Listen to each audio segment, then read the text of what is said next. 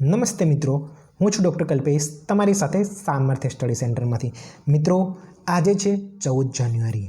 14 જાન્યુઆરી એટલે મકર સંક્રાંતિ, ઉત્તરાયણથી. મિત્રો, તમને બધાને સૌને સામર્થ્ય સેન્ટર તરફથી, સામર્થ્ય સ્ટડી સેન્ટર તરફથી ઉત્તરાયણની હાર્દિક શુભેચ્છાઓ મિત્રો. ઓકે, હવે આજે જે રીતે મેં તમને કહ્યું એ રીતે 14 જાન્યુઆરી છે, તો આજ રોજ હું તમારી સમક્ષ લઈને આવ્યો છું 14 જાન્યુઆરીના કરંટ અફેર્સ. આજ રોજ આપણે કરંટ અફેર્સના 4 ટોપિકની ચર્ચા કરીશું. જે સૌથી મોસ્ટ ઇમ્પોર્ટન્ટ ટોપિક છે એમાંથી કેટલાક ટોપિક બહુ ડિટેલ્સમાં ચર્ચા કરવામાં આવી છે. જે રીતે ઇકોનોમીનો કેટલાક શેપની રિકવરી જે છે, ઇકોનોમિક રિકવરી એની વાત કરવામાં આવી છે. કેટલીક જે ઇકોનોમિક એક્સક્લુઝિવ ઇકોનોમિક ઝોન છે એની ચર્ચા કરવામાં આવી છે. એવા 4 જ ટોપિક લીધા છે, પરંતુ મોસ્ટ ઇમ્પોર્ટન્ટ ટોપિક છે મિત્રો. ઓકે, હવે વાત કરીએ આપણે ટોપિક વિશે. આજનો જે પહેલો જે ટોપિક જે છે કે ઇકોનોમિક રિકવરી છે. ભારતમાં અને ગ્લોબલ લેવલ પર કઈ રીતે છે ઇકોનોમિક રિકવરી, કે પ્રકારની ઇકોનોમિક રિકવરી કઈ છે, બાકી અન્ય રિકવરી કઈ છે, આ બધી વસ્તુની ચર્ચા કરીશું મિત્રો.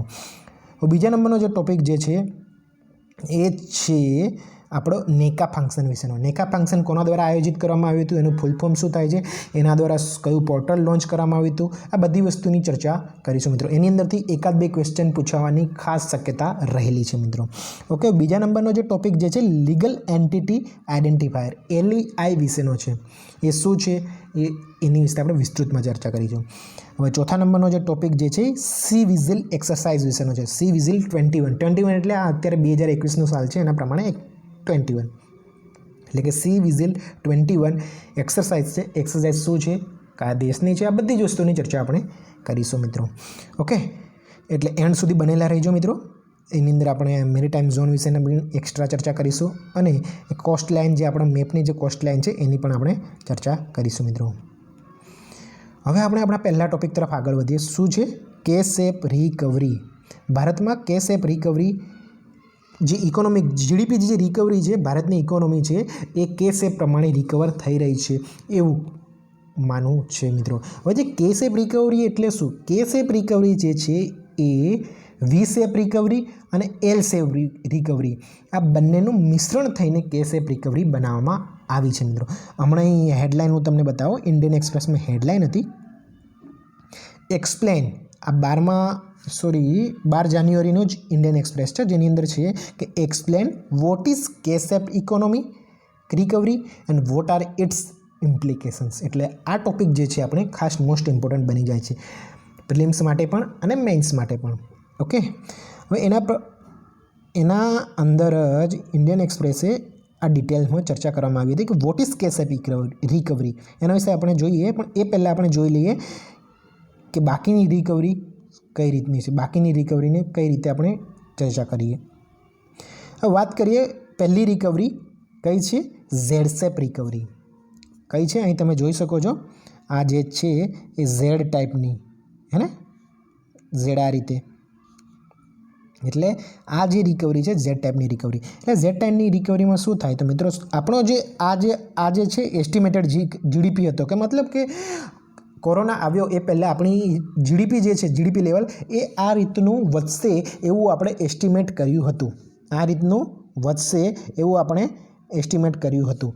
પરંતુ શું થાય છે, કોવિડ પેન્ડેમિક આવી જાય છે, એના લીધે બધું જ લોકડાઉન થઈ જાય છે. એટલે કે ધંધા, રોજગાર, જોબ આ બધું જ બંધ થઈ જાય છે. આપણે બધા ઘરમાં પુરાઈ જઈએ છીએ. એના લીધે જે ગ્રોથ થવાનો હોય છે ઇકોનોમીનો, જીડીપી ગ્રોથ, એ થતો નથી. એ બધો સ્ટોપ થઈ જાય છે અને ધીમે ધીમે નીચેની સાઈડ ડાઉન તરફ જવા માંડે છે. એટલે કે એવો કે એક જીડીપીમાં એક ફોલ આવે છે, એટલે કે નીચેની આ ગિરાવટ આવે છે, તમે જોઈ શકો છો. એ ગિરાવટ પછી જેવું લોકડાઉન અનલોક થાય છે, એટલે કે જેમ ધીમે ધીમે જોબ ચાલુ થાય છે, સેક્ટર્સ બધા ખુલે છે, ધંધા રોજગારો ખુલવા માંડે છે, એ જ રીતે જેવા ખુલે છે એવું તરત જ એવી ગ્રોથ રિકવરી આવે છે કે બહુ ફાસ્ટ રિકવરી આવે છે, તમે જોઈ શકો છો. એના પછી થોડો ડાઉન થાય છે અને આપણે જે એસ્ટિમેટેડ જે જીડીપી હતી એના લેવલ પર આવી જાય છે. એટલે કે આને કહેવાય ઝેડ ટાઈપ, ઝિગઝેગ ટાઈપની ઇકોનોમિક રિકવરી. હવે તમને સમજાઈ ગયું હશે કે એક ડાઉન થાય, ફોલ થાય, એના પછી સડનલી એક મોટો ચેન્જીસ આવે, રાઇઝ થવાનો, અને ફરીથી થોડો એવો ફોલ આવે, જે આપણે એસ્ટિમેટેડ જીડીપી હતી એ એના સમક્ષ અહીં તમે જોઈ શકો છો કે આપણે અહીં જીડીપી લેવલ બતાવ્યું છે ચાર્ટમાં અને આ ટાઈમ પ્રમાણે આ જીડીપી અને આ ટાઈમ પ્રમાણે કેટલી રહેવાની હતી એ પ્રમાણેની છે. હવે વાત કરીએ આપણે વી શેપ રિકવરી. વી શેપ રિકવરી એટલે કે આપણે આ રીતે આ જીડીપી છે અને ટાઈમ છે, આપણે જવાના હતા આ લેવલથી આપણે જવાના હતા, પરંતુ કોવિડ-19 પેન્ડેમિક અહીં આવી ગયો. અહીં કોવિડ-19 પેન્ડેમિક આવી ગયો, એના લીધે બધું જ બંધ થઈ ગયું અને આપણી ઇકોનોમિક રિકવરી એટલે કોઈ પણ દેશની આપણે એટલે જે દેશની રિકવરી બધા જ દેશની મોસ્ટ ઓફલી ડાઉન જ થઈ જાય. તો આ રિકવરી ડાઉન થઈ, ફોલ થઈ, નીચે પડી અને જેવું અનલોક થયું એવું તરત જ એ રિકવરી ઇકોનોમિક રિકવરી એટલે ઇકોનોમિક જે જીડીપી છે એ થોડી ઉપર ચડી ગઈ અને આપણી જે એસ્ટિમેટેડ રિકવરી હતી, એસ્ટિમેટેડ જે જીડીપી ગ્રોથ હતો એના લેવલ પર પહોંચી ગયો. આને શું કહેવાય છે? બેસ્ટ કહેવામાં આવે છે કે આ જે રિકવરી જે છે એને બેસ્ટ રિકવરી કહેવામાં આવે છે, કેમ કે આપણો જે એસ્ટિમેટેડ જીડીપીનો જે ટાર્ગેટ હતો ત્યાં સુધી પહોંચી ગયો છે. અહીં તમે જોઈ શકો છો વી શેપ. કયો શેપ? વી શેપ એટલે કે વી શેપની રિકવરી. ઓકે, અહીં જે છે એ થોડાક ટાઈમ પૂરતું જ પરમનન્ટલી જોબ છે અને ઇન્કમ છે એ પરમનન્ટલી જતા નથી, પણ થોડો ટાઈમ સુધી એ સ્ટોપ થઈ જાય છે વી શેપ રિકવરીમાં. વાત કરીએ ચોથી યુ શેપ. યુ શેપ એટલે કે તમે જોઈ શકો છો કે એમાં શું થાય છે કે જીડીપી જે છે ધીમે ધીમે ડાઉન થાય છે, એટલે કે આ રીતે ધીમે ધીમે ડાઉન થાય, ધીમે ધીમે ડાઉન થાય અને એક લેવલ પર એ સ્ટોપ થઈ જાય, એટલે કે આ લેવલ પર સ્ટોપ થઈ ગયું અને એ લેવલ પર સસ્ટેન કર્યા કરે, એટલે કે એ જ લેવલ પર થોડા ટાઈમ સુધી સસ્ટેન રહે, એ જ લેવલ પર સ્થાયી રહે, એટલે કે આ રીતે ચાલ્યું. હવે એક સમય એવો આવે કે એ જે સ્થાયી રહેલી જીડીપી હતી એ ધીમે ધીમે એ ગ્રોથ હતો એ ધીમે ધીમે ઉપર રાઇઝ થવા માંડે અને આપણો જે એસ્ટિમેટેડ જે જીડીપી ટાર્ગેટ હતો ત્યાં સુધી પહોંચી જાય. એટલે આને કહેવાય યુ શેપ, એટલે આને કહેવાય યુ શેપ રિકવરી. અહીં શું થાય છે? કેટલાક લોકો પોતાની જોબ ગુમાવી બેસે છે, એટલે કે એક સ્થાન નીચેના લેવલ સુધી એક ટાઈમ સુધી સ્થાયી રહે છે, એટલા માટે કેટલાક લોકો પોતાની જોબ છોડી દે છે અને જે એમની પોતાની જે સેવિંગ્સ હોય છે એના પર એ લોકો નિર્ભર થઈ જાય છે.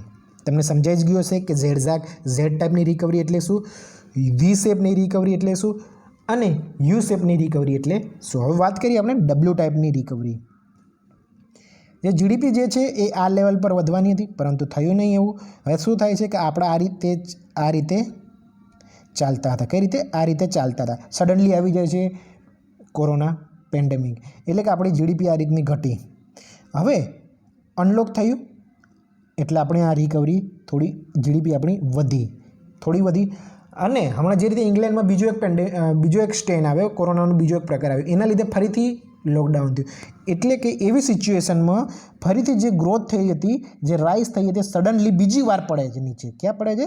ફરીથી બીજી વાર ફોલ થાય છે જીડીપી અને એ જીડીપી ફોલ થયા પછી ફરીથી બીજી વાર અનલોક થાય છે, એટલે ત્યારે એ જીડીપી ઉપર વધે છે. એટલે કે આપણી જે એસ્ટિમેટેડ જે જીડીપી થવાનું હતું એ લેવલ પર પહોંચે છે. એટલે કે 2 વખત ફોલ થાય છે અને 2 વખત રાઇઝ થાય છે.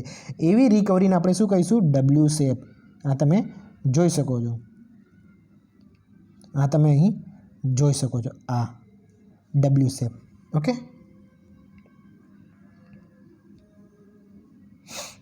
વાત કરીએ એલ શેપ. આપણે અહીંયા જતા હતા, આપણે આ જ રીતે વધતા હતા. ઓકે, હવે કોરોના આવી ગયો, પેન્ડેમિક આવી ગયો, એટલે આપણી ઇકોનોમી જે છે ડાઉન થઈ ગઈ. હવે ડાઉન થયા પછી આપણે એ ઇકોનોમીને ઉપર પહોંચાડી શકતા નથી, એટલે કે જે નીચલું લેવલ છે ત્યાં જ લેવલ પર આપણે સ્થાયી થઈ જઈએ છીએ. આપણે ફરીથી જે આપણું લેવલ હતું આ લેવલ સુધી પહોંચી શકતા નથી. શું થઈ જઈએ છીએ? પહોંચી શકતા નથી. એટલે કે આપણે આ જતા હતા અને ડાઉન થઈ ગયા અને ફરીથી આ જ લેવલ પર આપણે જઈએ છીએ. એટલે કે જવાનો તો આ લેવલ પર, પરંતુ આપણે જઈએ છીએ નીચલા લેવલ પર. એવાને અહીંથી માંડીને, એટલે કે આ તમે જોઈ શકો છો એલ શેપ થઈ ગયો. એટલે કે એવી રિકવરી બહુ ડેન્જરસ રિકવરી હોય છે, ત્યાં પરમાનન્ટ લોસ થઈ જાય છે, કેમ કે બધા જ ઉદ્યોગપતિઓ એમના ધંધા બંધ થઈ જાય છે, એમની જે પોતાનું સેવિંગ હોય છે એ પૂરું થઈ જાય છે, બધી જ વસ્તુ પોતાની જોબ ગુમાવી બેસે છે. બહુ ડેન્જરસ આ ઇકોનોમી કહેવાય છે. આની અંદર કેવું છે કે ફરીથી એ જે દેશ હોય છે એલ શેપમાં જે જતો રહ્યો છે ફરીથી રિકવરી કરતાં બહુ જ ટાઈમ આવી જાય છે. આને કહેવાય એલ શેપની ઇકોનોમિક રિકવરી. હવે વાત કરીએ આપણે કે શેપ. તમને જો આ વી શેપની રિકવરી અને એલ શેપની રિકવરી આ બંને સમજાઈ ગઈ હશે તો તમને કે શેપની રિકવરી આરામથી સમજી શકે. ફરીથી એકવાર કહી દઉં, વી શેપની રિકવરી એટલે કે આપણે આ રીતે જતા હતા, એક કોરોના પેન્ડેમિક આવ્યો, ફરીથી આપણે ડાઉન થયા પછી જેવું અનલોક થયું આપણે ઉપર ચડ્યા અને આપણો જે એસ્ટિમેટેડ જીડીપી ગ્રોથ હતો ત્યાં સુધી પહોંચી ગયા. એને કહેવાય વી શેપની. હવે વાત કરીએ એલ શેપની. એલ શેપની એટલે સૌથી ખતરનાક, એટલે કે આપણે જતા હતા, ડાઉન થયા અને ફરીથી આપણે એને રીગેન કરી શક્યા નહીં. એટલે કે આપણે જે નીચલા લેવલ પર હતા તે જ લેવલ પર અત્યાર સુધી ચાલીએ છીએ. એને કહેવાય એલ શેપની રિકવરી. આ બંનેનું મિશ્રણ થઈને કે શેપની રિકવરી બને છે મિત્રો. કઈ રીતે તો જોઈએ. હવે કે શેપની એટલે કે અત્યારે જોઈએ આપણે કે શેપની. કે શેપની એટલે કે આ કે શેપ આ રીતનો થઈ જાય, આ રીતની. એટલે કે આપણે આ જે જતા હતા આ લેવલ પર અને અહીંથી ડાઉન આવ્યો, એનાથી આપણે આ રિકવરી ઉપર ચડી ગઈ. જે આપણો ગ્રોથ હતો એ એક ટાઈપનો ગ્રોથ ઉપર ચડી ગયો, પણ કેટલાક સેક્ટરનો જ આ ગ્રોથ જે ઉપર ચડે છે એ કેટલાક સેક્ટરનો જ ઉપર ચડે છે, કેટલાક સેક્ટરનો ડાઉન જાય છે. એટલે કે જે એલ શેપ જે પ્રકારનો હતો એ જ રીતનો આ ડાઉન જાય છે. એલ શેપ કઈ રીતનો હતો, આજે ડાઉન થયો એમને, અને યુ શેપ કઈ રીતનો હતો, આમથી આમ. આ ડાઉન થયા પછી આ ઉપર ચડી ગયું, એટલે આ થઈ ગયો કે શેપ. હે ને, સમજી ગયા મારી વાત. ફરીથી ચર્ચા કરી લઈએ કે આપણે આ જતા હતા, ડાઉન આવ્યો, હવે વી શેપમાં ઉપર જઈએ પણ એલ શેપમાં ક્યાં હોય છે, આ નીચે. એટલે આ થઈ ગયો કે શેપ. આઈ થિંક તમે સમજી જ ગયા હશો. હવે આવું કેમ થાય છે? પહેલી વસ્તુ તો એમાં કે શેપ એટલે કે જે ઉપરનો જે એરો બતાવીએ છીએ આપણે, ઉપરનો એરો અહીં બતાવીએ છીએ અને બીજો એરો બતાવીએ છીએ ડાઉનનો. કયો એરો બતાવીએ છીએ? આ ડાઉનનો. એટલે કે જે આપણે ઉપર એ લોકો જઈ શકે છે કે ઉપર જે આપણા ટોપ હાઉસ હોલ્ડ છે, કે જે આપણા ઉદ્યોગપતિઓ છે, મોટા મોટા ઉદ્યોગપતિઓ છે, તો તમે જોયું જ હશે કે લોકડાઉન દરમિયાન ઘણા બધાની જોબ જતી રહી, ઘણા બધાને પોતાનું સેવિંગ્સ હતું એ પૂરું થઈ ગયું. જે લોકો ડેલીના કમાઈને પોતાનું ગુજરાન ચલાવતા હતા એ લોકો માટે બહુ જ તકલીફ થઈ ગઈ. હવે ઘણા એવા હતા કે જે મેં ફોટોઝ મૂક્યો છે આની અંદર, ઇન્ડિયન એક્સપ્રેસમાં જે છાપેલો હતો. સોરી, એ ફોટોઝ નથી મારી પાસે અત્યારે, પણ તમે ઇન્ડિયન એક્સપ્રેસનું 12 જાન્યુઆરીનું ઇન્ડિયન એક્સપ્રેસ જોશો તો એની અંદર ફોટો છે, જેની અંદર એવું બતાવેલું છે કે એક 10 થી 12 વર્ષનો છોકરો છે. એ છોકરો 10 થી 12 વર્ષની આજુબાજુનો 10 વર્ષની આજુબાજુનો છોકરો છે. એ જે એક મચ્છીનું માર્કેટ લગાવીને બેઠેલો હોય છે. એની અંદર નીચે લખેલું છે કે એના પિતાના અવસાન થવાથી હવે એ પિતાની જગ્યાએ છોકરો લે છે. એટલે કે ઘણાએ જે પોતાનું ફેમિલીનો જે મેઇન મેમ્બર હોય છે એ મેઇન મેમ્બર કોવિડના લીધે, કોરોના થવાના લીધે મૃત્યુ પામે છે. એટલે કે એ ઘરની સ્થિતિ તમે વિચારી શકો છો. એટલે કે એ કેટલું પાછળ જતો રહ્યો હશે. જે મેઇન માણસ કમાતો હતો એ મરી ગયો, એટલે કે હવે એ પોતાની ઘર જે છે એ બીજા બધા ઘરની સાપેક્ષમાં ડાઉન થઈ ગયું. ઓકે. અને આ જે કે શેપની રિકવરીમાં જે ઉપરનો જે ગ્રોથ થાય છે એ ટોપ હાઉસ હોલ્ડ હોય છે કે જેની સ્પીડલી રિકવરી થાય છે. એટલે કે એ લોકો લોકડાઉન દરમિયાન એમને અહીં તમે વાંચી શકો છો. અહીં તમે વાંચી શકો છો કે household at the top of pyramid. એટલે કે પિરામિડ એટલે ઉપરની સાઈડ જાય છે, આ રીતે ઉપરની સાઈડ જાય છે. Are likely to have seen their incomes largely protected and savings rate forced up during lockdown. એટલે કે એમની જે એની ઇન્કમ છે એ પ્રોટેક્ટ કરેલી હોય છે અને સેવિંગ રેટ હોય છે એ એમની પાસે જે સેવિંગ રેટ હોય છે એ પહેલાં જે ખર્ચાતો હતો, કન્ઝમ્પશન થતો હતો, એ અત્યારે તો લોકડાઉનને લીધે એમનો જે હાઈ જે આપણા ઉદ્યોગપતિઓ છે એમનો એ કે સેવિંગ રેટ્સ વધી જાય છે. લોકડાઉન એને શું કીધું છે? Increasing fuel in the tanks. એટલે કે જેમ આપણે ટંકીમાં ફ્યુલ ભરીએ છીએ એ જ રીતે જે એમની પાસે પૈસા હોય છે એમાં વધારો થતો જાય છે સેવિંગના લીધે. જ્યારે મીનવાઇલ એમાં બીજું એક વસ્તુ લખેલું છે, meanwhile household at the bottom are likely to have witness permanent hits to job and incomes. એટલે કે જે મધ્યમ વર્ગના લોકો છે, ગરીબ લોકો છે, એમનું પોતાની જોબ જતી રહી છે આ લોકડાઉનને લીધે. ક્યાં અસર થાય છે? એમની જોબ પર અસર થાય છે. એ જે કેટલાક લોકો હજુ સુધી સેટલ થઈ શક્યા નથી. એટલે કે આમાં આ જે ગ્રોથ બતાવી રહી છે એ ઉદ્યોગપતિ માટેનો છે. સડનલી આફ્ટર અનલોક એ લોકોનો રાઇસ બહુ ઝડપથી થાય છે. અને આ લોકોનો જે આ એરો બતાવે છે શું હોય છે કે હજુ સુધી જે ગરીબ લોકો છે અને મધ્યમ વર્ગના લોકો છે હજુ સુધી સેટલ થઈ શક્યા નથી. અને જેમ એ લોકો દિવસે ને દિવસે ડાઉન થતા જાય છે અને આ ઉપરના ઉદ્યોગપતિઓ જે છે એ ધીમે ધીમે ઉપર જ જાય છે એવું આના દ્વારા કહેવામાં આવ્યું છે મિત્રો. ઓકે, આઈ થિંક તમને સમજાઈ ગયું છે કેશ એપ રિકવરી શું છે. હવે આ જે કેશ એપની જે રિકવરી છે એવું નથી કે કોઈ એક રીતે જ, એ દરેક અલગ અલગ સેક્ટર્સમાં પણ લાગુ થઈ જતી હોય છે, અલગ અલગ દેશોમાં બી લાગુ હોય છે. તમે જોઈ શકો છો કે જે 2008ની આજુબાજુમાં ગ્લોબલ ક્રાઇસિસ આવ્યો હતો. એ ગ્લોબલ ક્રાઇસિસને લીધે જે આપણા જે સાઉથ એશિયાની જે કન્ટ્રીઝ છે યા ફિર જે ગ્રીસ અને યુરોપની કેટલીક કન્ટ્રીઝ છે એવા જે કેટલાક નબળા દેશો હતા, જે સાઉથ આફ્રિકન કન્ટ્રીઝ છે, એવા જે કેટલાક નબળા દેશો હતા. નબળા દેશો આ ક્રાઇસિસને, આ જે દેશો હતા એ દેશો ક્રાઇસિસ થવાને લીધે પોતાની પાસે એટલો રૂપિયો હોતો જ નથી કે પોતાના નાગરિકોને 2 ટંકનું ખાવાનું પણ આપી શકે છે. એનો ફાયદો કેટલાક દેશો ઉઠાવે છે અને કેટલાક દેશો એનો ભોગ પણ બને છે. જે રીતે ચાઇના જે છે, ચાઇના આવા બધા દેશોને પોતાની પાસે જે રૂપિયો રહેલો હોય છે એ રૂપિયો આ દેશોને આપે છે. હવે સમય જતાં એ દેશો, જે રીતે શ્રીલંકાની જ વાત કરીએ, શ્રીલંકામાં જ એવો કિસ્સો બન્યો હતો કે એને પોતાનું બંદર ભાડે આપ્યું હતું. એમની પાસેથી પૈસો લીધો હતો. એ પૈસો ના આપી શકવાને લીધે, ચાઇનાને ના આપી શકવાને લીધે એમને પોતાનું જે બંદર હતું એ એમને વેચવું પડ્યું હતું ચાઇનાને. એટલે તમે આજના સમયમાં તમે જોઈ શકો છો કે ચાઇના કેટલું ગ્લોબલ લેવલ પર પાવરફુલ બની ગયું છે. એટલે કે આ જે છે એ કેશ એપમાં કેટલાક લોકોને બહુ જ ફાયદો થાય છે અને કેટલાક લોકોને બહુ જ નુકસાન થાય છે. આ એના લાક્ષણિકતાઓ છે. હવે વાત કરીએ આપણે બીજા ટોપિક વિશે. આપણો જે બીજા નંબરનો ટોપિક જે છે એ છે નેકા ફંક્શન વિશેનો. આ જે નેકા ફંક્શન છે એ નેકા ફંક્શન 30મું ફંક્શન છે. એનું ફૂલ ફોર્મ શું છે નેકાનું? National energy conservation awards. શું છે? National energy conservation awards. હવે કોના દ્વારા આયોજિત કરવામાં આવ્યું હતું? એ મિનિસ્ટ્રી ઓફ પાવર દ્વારા આયોજિત કરવામાં આવ્યું હતું. પણ કોની સાથે મળીને? BEE સાથે મળીને. BEE એટલે bureau of energy efficiency. Ministry of પાવરે આયોજિત કર્યું હતું, પરંતુ BEE સાથે મળીને કર્યું હતું. બ્યુરો ઓફ એનર્જી એફિશિયન્સી સાથે મળીને નેકા ફંક્શન્સનું આયોજન કરવામાં આવ્યું હતું. અને કયા નંબરનું હતું? 30મા નંબરનું હતું. નેકાનું ફૂલ ફોર્મ તમને ખબર પડી ગઈ, national energy conservation awards. Okay, હવે આમાં શું કર્યું હતું? આ જે ફંક્શન યોજાયું હતું એ ફંક્શન્સમાં સ્ટાન્ડર્ડ્સ અને લેબલિંગ પ્રોગ્રામ લોન્ચ કરવામાં આવ્યો હતો. શું લોન્ચ કરવામાં આવ્યું હતું? સ્ટાન્ડર્ડ્સ અને લેબલિંગ પ્રોગ્રામ. પણ કોનો લેબલિંગ અને કોનો સ્ટાન્ડર્ડ્સ પ્રોગ્રામ? એર કમ્પ્રેસર અને UHDનો લેબલિંગ અને સ્ટાન્ડર્ડ્સ પ્રોગ્રામ લોન્ચ કરવામાં આવ્યો હતો. કોનો? એર કમ્પ્રેસર્સ અને UHD અલ્ટ્રા હાઈ ડેફિનેશનનો જે લેબલિંગ પ્રોગ્રામ અને સ્ટાન્ડર્ડ્સ પ્રોગ્રામ લોન્ચ કરવામાં આવ્યો હતો મિત્રો.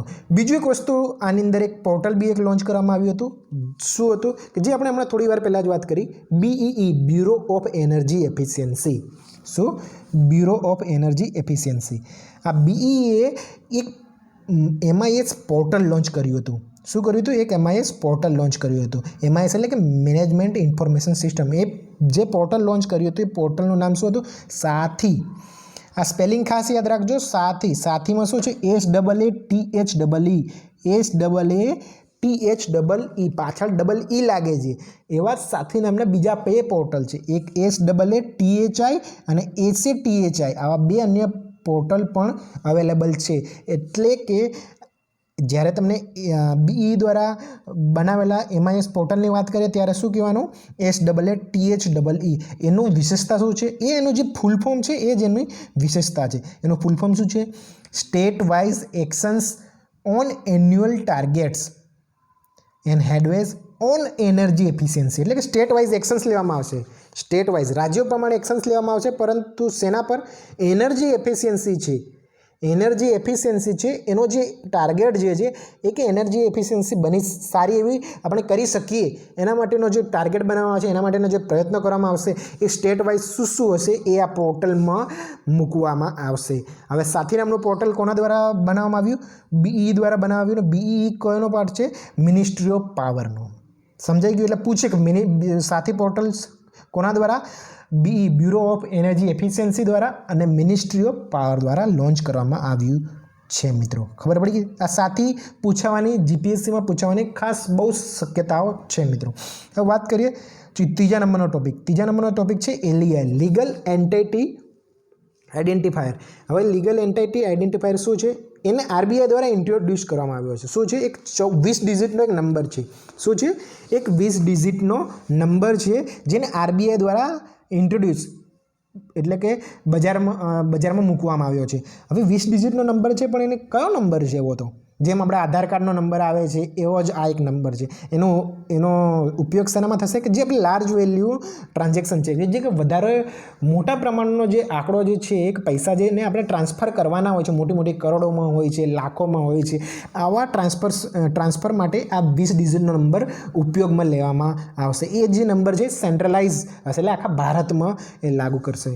એ પેમેન્ટ સિસ્ટમ આખા એના દ્વારા, એટલે જે 20 ડિજિટનો નંબર જે છે, જેમ આપણે કેવો આધાર કાર્ડનો નંબર આપણો ગમે તે આપણે સર્ચ કરીએ તો આપણું નામ ને બધી આવી જાય ડિટેલ્સ, એ જ રીતે આ 20 ડિજિટનો નંબર આપણે નાખીશું એટલે આપણે ડિટેલ્સ આવી જશે.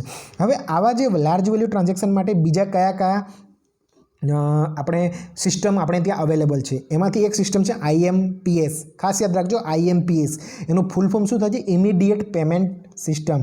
શું છે? Immediate payment system. હવે એક ક્યાંથી ક્યાં સુધી આપણે મોકલી શકીએ છીએ? એ ₹1, આપણે ₹1 તો મિનિમમ કરવો જ પડે ટ્રાન્સફર, તો ₹1 માંડીને 2 લાખ સુધી આપણે ટ્રાન્સફર કરી શકીએ છીએ IMPS દ્વારા, એટલે કે ઇમિડિયેટ પેમેન્ટ સિસ્ટમ દ્વારા. એવી જ બીજી એક સિસ્ટમ છે RTGS. તમે બધાએ સાંભળ્યું હશે, રિયલ ટાઈમ ગ્રોસ સિસ્ટમ. એની શું વેલ્યુ હોય છે? 2 લાખ. ઓછામાં ઓછા 2 લાખથી માંડીને આપણે જો કોર્પોરેટ લેવલ પર હોઈએ તો નો લિમિટ, અનલિમિટેડ સુધી આપણે ટ્રાન્સફર કરી શકીએ છીએ. પણ જો રિટેલ લેવલ પર હોઈએ તો 2 લાખથી માંડીને 10 લાખ સુધી આપણે ટ્રાન્સફર કરી શકીએ છીએ. આની અંદર 2 વસ્તુ હોય છે, રિટેલ અને કોર્પોરેટ. જો કોર્પોરેટ હોય તો અનલિમિટેડ અને રિટેલ હોય તો 10 લાખ. પણ ક્યાંથી શરૂ કરીને? મિનિમમ 2 લાખથી આપણે શરૂ કરવું પડે એમાં. એ જ રીતે બીજી એક સિસ્ટમ છે NEFT, એટલે કે નેશનલ ઇલેક્ટ્રોનિક ફંડ ટ્રાન્સફર. તમે બધાએ સાંભળી જશે NEFT. ઓકે, એની વેલ્યુ શું છે? આપણે ₹1 તો મિનિમમ કરવો જ પડે, એટલે ₹1થી માંડીને કોર્પોરેટ લેવલ પર અનલિમિટેડ અને રિટેલ લેવલ પર 10 લાખ રૂપિયા. અહીં જે 10 લાખ રૂપિયા લખેલા છે એ છે રિટેલ લેવલના છે. શેના છે? રિટેલ લેવલના છે. હવે તમને સમજાઈ ગયું હશે કે જે LEI છે, લીગલ એન્ટિટી આઈડેન્ટિફાઈ નંબર, એ 20 ડિજિટનો નંબર હોય છે, જે આપણે લાર્જ વેલ્યુ ટ્રાન્ઝેક્શન કરતા હોઈએ છીએ, જે રીતે IMPS, RTGS, NEFT એ બધામાં આપણે યુઝ કરી શકીએ છીએ આ 20 ડિજિટનો નંબર.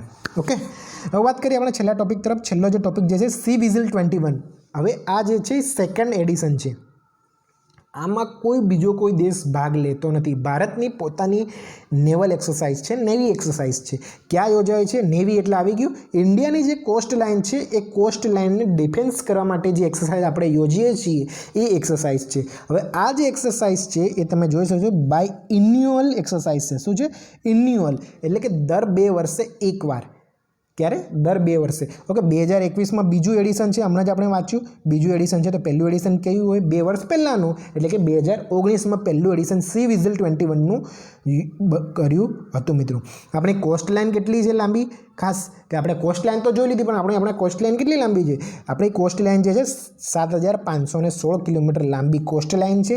પ્લસ આપણો જે EEZ ઝોન છે, એટલે exclusive economic zone of India જે છે, એટલે કે EEZ, આ ઝોનની ડિફેન્સ, એનું રક્ષણ કરવા માટેની જે એક્સરસાઇઝ કરતા હોઈએ છીએ એ આ CVISL 21 એક્સરસાઇઝ છે. હવે તમને એ થતો હશે કે EEZ એક્સક્લુઝિવ ઇકોનોમિક ઝોન શું, જેની મેં ચર્ચા થોડા ટાઈમ પહેલાં જ કરંટ અફેર્સમાં ટોપિક્સમાં કરી દીધો, પણ આજે એક વખત જોઈ લઈએ કે EEZ શું છે. દેખો મિત્રો, મેરીટાઈમ ઝોનનો એક પ્રકાર છે. હવે અહીં તમે જોતા જ હતો કે આ જે છે એ લેન્ડ છે, આ એની બેઝ લાઇન છે, આ સીની બેઝ લાઇન છે. આ સીની બેઝ લાઇનથી 12 નોટિકલ, એટલે કે આ જે 12 નોટિકલ થયું, આ જે 12 નોટિકલ જે થાય છે એ 12 નોટિકલ માઇલ દૂર જઈએ. આ સીની જે બેઝ લાઇનથી છે અહીંથી આમ દૂર જઈએ કેટલા? 12 નોટિકલ માઇલ. તો એટલો જે ભાગ કહેવાય, આ 12 નોટિકલ માઇલ થઈ ગયું. બીજા કલરમાં આપણે જોઈએ, આ થઈ ગઈ આપણી base line, C base line. આ થઈ ગઈ સી બેઝ લાઇન. ત્યાંથી માંડીને 12 નોટિકલ માઇલ આમ થયા, એટલે કે આ થઈ ગઈ 12 નોટિકલ માઇલની. એટલે કે આટલો જે આ એરિયા જે છે, આટલો આ એરિયા ટેરિટોરિયલ સી લાઇન કહેવાય છે. શું કહેવાય છે? Territorial C line. શું કહેવાય છે? Territorial C line. અહીં જોઈ શકો છો તમે, આ શું છે? Territorial C line. આ બંને વચ્ચેનો એરિયા 12 નોટિકલ માઇલ. હવે વાત કરીએ continuous C line. 12 nautical mile અહીં આવી ગયું, ત્યાંથી માંડીને 24, બીજા 12 એટલે કે 24, આ 24 સુધીનાને શું કહેવાય છે? Continuous C line. એટલે સૌથી પહેલાં તમે જોઈ શકો છો કે ટેરિટોરિયલ, એના પછી આવીથી 12 આવી ગયા, 12 નોટિકલ માઇલ. એ 12 નોટિકલ માઇલ આવી ગયા એટલે આટલા એરિયાને શું કહેવાય છે? Territorial C line. ઓકે, હવે એનાથી બીજા 12 નોટિકલ માઇલ દૂર ગયા એટલે શું કહેવાય છે? આ જે લાઇન આવી ગઈ એટલે કે આટલો જે એરિયા છે એને કોન્ટિન્યુઅસ સી લાઇન કહેવાય છે. ઓકે, હવે એટલે કે આ સી બેઝ લાઇન છે, આ બેઝ લાઇનથી 12 અથવા તો બેઝ લાઇનથી 24 કહી શકીએ આપણે. સમજી ગયા? હવે વાત કરીએ exclusive economic zone. Exclusive economic zone એટલે કે તમે આપણે જે રીતે જોયું સી બેઝ લાઇન જોયા, એનાથી 12 નોટિકલ માઇલની જોઈ, પછી એના પછી આપણે જો બીજા 12 નોટિકલ અથવા તો બેઝ લાઇનથી 24 નોટિકલ માઇલ જોયું, અથવા તો આપણી આ જે બેઝ લાઇન જે છે એ બેઝ લાઇનથી માંડીને 200 નોટિકલ માઇલ, આ જે જોઈ શકીએ છીએ 200 નોટિકલ માઇલ, આ જે 200 નોટિકલ માઇલ છે ત્યાં સુધીના એરિયાને એક્સક્લુઝિવ ઇકોનોમિક ઝોન કહીએ છીએ મિત્રો. શું કહીએ છીએ? C base line. આ સી બેઝ લાઇનથી 200 નોટિકલ માઇલ સુધીના એરિયાને શું કહીએ છીએ? Exclusive economic zone. હવે તમને બધાને સમજણ આવી જ ગઈ હશે. ફરીથી એકવાર રિપીટ કરી દઉં તમને. C base line 12 nautical, territorial C zone કહેવાય આને. ત્યાંથી બીજા 12 નોટિકલ માઇલ ગયા એટલે કન્ટિન્યુઅસ સી ઝોન કહેવાય.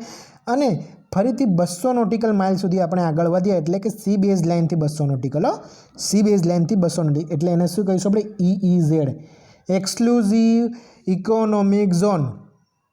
ઓકે, હવે તમને ભૂલ થશે નહીં પરીક્ષામાં એવું મારું માનવું છે મિત્રો. હવે આપણા ટોપિક તરફ આગળ વધીએ. આપણે ક્યાં પહોંચ્યા હતા? એક્સક્લુઝિવ ઇકોનોમિક ઝોન સુધી આપણે આગળ પહોંચ્યા હતા. હવે વાત કરીએ આપણે આપણી કોસ્ટ લાઇનની. આપણી જે કોસ્ટ લાઇન જે છે 13 રાજ્યો પ્લસ યુટીમાં ફેલાયેલી છે. 13 એટલે કે 9 રાજ્યો છે એમાં અને 4 યુટીઝ આવેલા છે. તો એ પણ જોઈ લઈએ આપણી કોસ્ટ લાઇન વિશે. આપણે જોઈ લઈએ આપણી કોસ્ટ લાઇન વિશે. આ જે છે એ ઇન્ડિયાનો મેપ છે મિત્રો. કોસ્ટ લાઇન એટલે કે દરિયાઈ ક્ષેત્ર ધરાવતા, બોર્ડર બાઉન્ડ્રી ધરાવતા. તમે અહીં જોઈ શકો છો. આપણે કલર્સ બદલી લઈએ, કરી લઈએ લીલો કલર, જાંબલી કલર કરી લઈએ. અહીં તમે જોઈ શકો છો ગુજરાત પહેલું સ્ટેટ ગુજરાત. બીજા નંબરનું સ્ટેટ અહીં તમે જોઈ શકો છો આપણે આવી ગયા મહારાષ્ટ્રમાં. મહારાષ્ટ્ર પછી નાનું એવું ગોવા પછી આપણે કર્ણાટક પછી કેરાલા પછી આપણે તમિલનાડુ. અહીં જોઈ શકો છો તમિલનાડુ પછી આંધ્રપ્રદેશ પછી ઓડિશા પછી વેસ્ટ બેંગાલ. એટલે કેટલા થઈ ગયા? ગુજરાત 1, મહારાષ્ટ્ર 2, ગોવા 3, કર્ણાટક 4, કેરાલા 5, 6 તમિલનાડુ, 7મા નંબર પર આંધ્રપ્રદેશ, 8મા નંબર પર ઓડિશા અને 9મા નંબર પર વેસ્ટ બેંગાલ. એટલે કે 9 આપણા રાજ્યો છે જે કોસ્ટ લાઇન ધરાવે છે. ઓકે, હવે રાજ્યો થઈ ગયા તો આપણે યુટીઝ એટલે યુનિયન ટેરિટરીઝ, આપણા કેન્દ્રશાસિત પ્રદેશોની વાત કરી લઈએ. શેની વાત કરીએ? કેન્દ્રશાસિત પ્રદેશોની. અહીં તમે જોઈ શકો છો દાદરા અને નગર હવેલી, દીવ દાદરા નગર હવેલી આ પહેલું, આ લક્ષદ્વીપ બીજું. હવે ત્રીજા નંબરનો તમે જોઈ શકશો આંદામાન નિકોબાર 3 થઈ ગયા. અને ચોથા નંબર પર પુંડુચેરી અલગ ઈસ્ટ અને વેસ્ટ બંનેમાં આવેલું છે. આ માહે છે, અહીં એક આ કરાઈકલ, આ પોંડુચેરી, યનમ, આવા અલગ જગ્યાએ પોંડુચેરી વિસ્તરેલું છે યુટીઝમાં. એટલે કેટલા થઈ ગયા? 9 આપણા સ્ટેટ થઈ ગયા અને 4 યુટીઝ થઈ ગયા. એટલે કુલ થઈને 13 સ્ટેટ પ્લસ યુટીઝમાં કોસ્ટ લાઇન આપણી વિસ્તરેલી છે મિત્રો. હવે તમને કોસ્ટ લાઇનમાં કયા રાજ્યોમાં ફેલાયેલી છે અને કેટલા યુટીઝમાં આવેલી છે એના વિશે થોડોક પણ ક્વેરી રહી હશે નહીં એવું મારું માનવું છે. ઓકે, હવે આપણે વાત કરીએ આપણા આવી જે ભારત જે આ એક સિંગલ ભારત એકલી જ જે એક્સરસાઇઝ યોજે છે નેવી એક્સરસાઇઝ, એવી કોઈ બીજી એક્સરસાઇઝ છે કે ખાલી સી વિઝિલ 21 એકલી જ છે?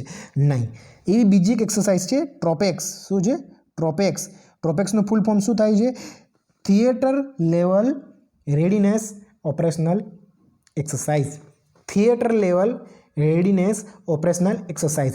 આ એક્સરસાઇઝ પણ એવરી 2 યર્સ 2 વર્ષમાં એક વખત યોજાય છે. એટલે 2 એક્સરસાઇઝ થઈ ગઈ ઇન્ડિયન નેવીની, જે ભારત દેશ એકલો જ આયોજિત કરે છે આ એક્સરસાઇઝ. કઈ સી વિઝિલ 21 અને ટ્રોપેક્સ. તમને વિધાનમાં પૂછ્યું કે ભારતની નેવી જે છે એ એકમાત્ર એક્સરસાઇઝ યોજે છે એકલાય દેશની, તો સી વિઝિલની 2 એક્સરસાઇઝ યોજે છે, એક તો સી વિઝિલ 21 અને ટ્રોપેક્સ. ઓકે મિત્રો, આજનો વિડીયો થોડો લાંબો થઈ ગયો મને લાગે છે, અડધો કલાક જેવો, પણ એની અંદર આપણે થોડીક બેઝિક ચર્ચાઓ પણ કરી છે મિત્રો. ઓકે, હવે આપણે મળીશું કાલના લેક્ચર્સમાં 15 જાન્યુઆરીના. ઓકે મિત્રો, પણ આજના જે લેક્ચર્સમાં તમને કોઈ પણ ક્વેરી લાગે તો તમે મને બેફિકર કોમેન્ટમાં પૂછી શકો છો. અને તમને જો અમારો વિડીયોઝ પસંદ આવ્યો હોય તો જરૂરથી લાઇક કરજો મિત્રો. અને પોતાના જે વિદ્યાર્થી અન્ય જે છે, જે પોતાના ફ્રેન્ડ સર્કલમાં જે તૈયારી કરે છે એમને પણ આ વિડીયોની લિંક શેર કરજો, જેનાથી એ લોકોને પણ હેલ્પ થઈ શકે. અને હજુ સુધી તો તમે મારી ચેનલ જે છે એને સબસ્ક્રાઈબ ના કરી હોય અને પહેલી વાર જ આ વિડીયો જોતા હોય ને, તો સબસ્ક્રાઈબ જરૂરથી કરી લેજો, જેનાથી મારા વિડીયોઝની નોટિફિકેશન મળતી રહે મિત્રો. જય હિન્દ મિત્રો.